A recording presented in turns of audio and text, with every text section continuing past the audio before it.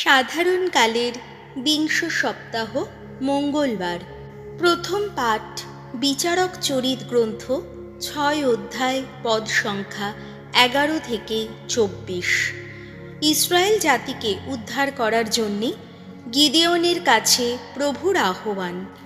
ওফরা নগরে যে তারপিন গাছটি আবিয়েজের বংশীয় জোয়াসের সম্পত্তি ছিল, ভগবানের দূত একদিন এসে সেই গাছটির তলায় বসলেন। সেই সময় জোয়াসের পুত্র গিদেওন হানাদার মিদিয়ানিদের কাছ থেকে গমের ফসল লুকিয়ে রাখবার জন্যে আঙুর পেশাইখানার ভেতরেই তা ঝাড়াই করে নিচ্ছিলেন। ভগবানের দূত তখন তার সামনে আবির্ভূত হয়ে তাকে বললেন, শোনো বীর যোদ্ধা, ভগবান তোমার সঙ্গে সঙ্গেই আছেন। গিদেওন উত্তর দিলেন, মার্জনা করুন মান্যবর, ভগবান যদি সত্যিই আমাদের সঙ্গে সঙ্গে থাকেন, তাহলে এই সব অমঙ্গল আমাদের কেনই বা ঘটেছে বলুন? কোথায় এখন তার সেই সমস্ত অপরূপ কীর্তি, যার কাহিনী আমরা পিতৃপুরুষদের মুখ থেকে শুনেছি? তাঁরা তো বলে গেছেন ভগবান নিজেই মিশর দেশ থেকে আমাদের এখানে নিয়ে এসেছেন, কিন্তু এখন ভগবান তো আমাদের পরিত্যাগ করেছেন। তিনি আমাদের তুলে দিয়েছেন মিদিয়ানিদেরই হাতে। ভগবান তখন গিদেওনের দিকে মুখ করে বললেন, এখন যাও, তোমার মধ্যে যে শক্তি আছে তা কাজে লাগিয়ে মিদিয়ানদের হাত থেকে ইসরায়েল জাতিকে রক্ষা করো। এই কাজে আমিই তোমাকে পাঠাচ্ছি।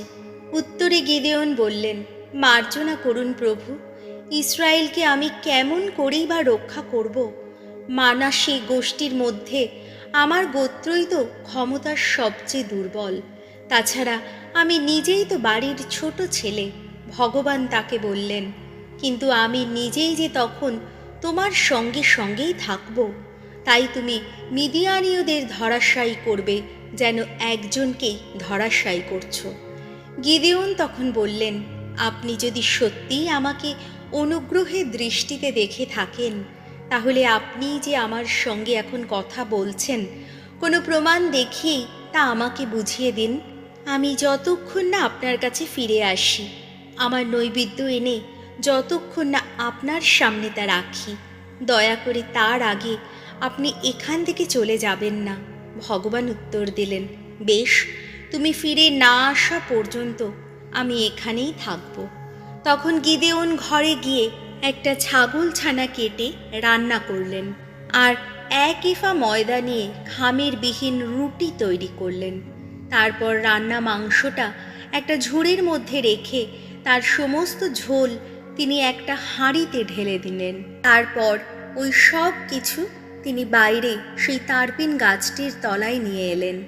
তিনি ওই সব কিছু তার দিকে এগিয়ে দিলে ঈশ্বরের দূত তাকে বললেন, এখন তুমি মাংসটা ও রুটিগুলো নিয়ে গিয়ে ওই পাথরটার ওপর রাখো আর ঝোলটা তার ওপর ঢেলে দাও।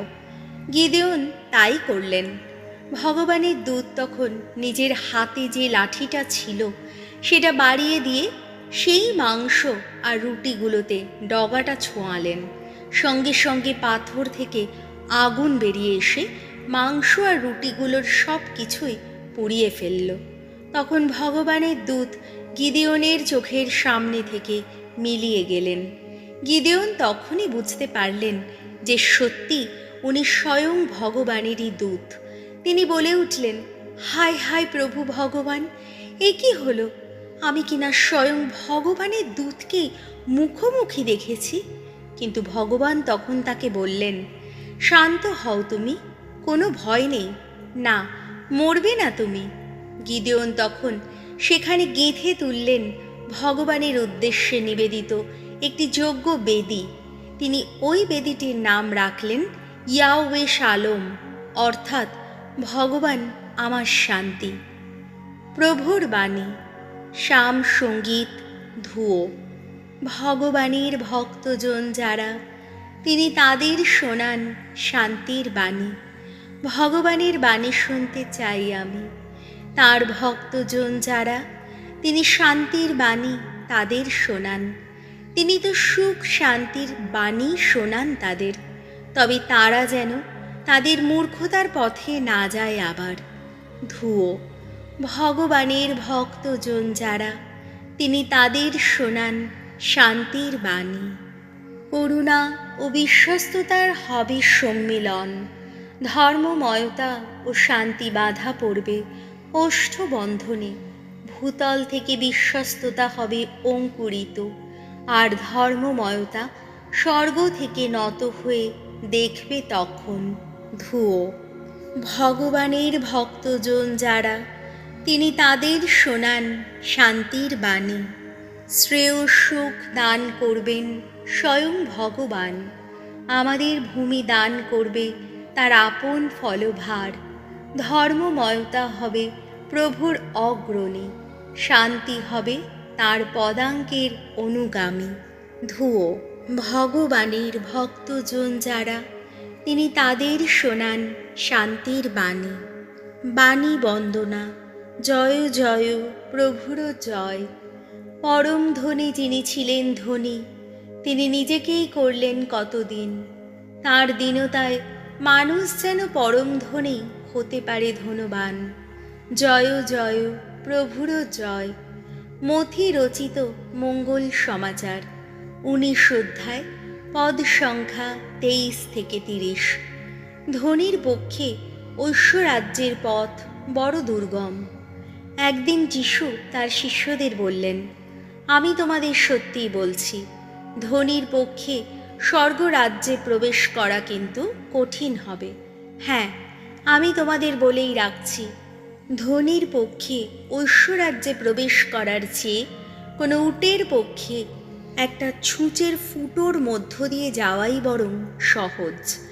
এই কথা শুনে শিষ্যেরা খুবই আশ্চর্য হলেন। তারা জিজ্ঞেস করলেন, তাহলে পরিত্রাণ লাভ কার পক্ষেই বা সম্ভব? তাদের দিকে স্থির দৃষ্টিতে তাকিয়ে যিশু তখন বললেন, তা লাভ করা তো মানুষের ক্ষমতার বাইরেই। ঈশ্বর কিন্তু সব কিছুই করার ক্ষমতা রাখেন। পিতর তখন বলে উঠলেন, কিন্তু আমরা তো সব কিছুই ছেড়ে এসেছি আর আপনার অনুগামী হয়েছি, এখন আমরা তাহলে কি পাব?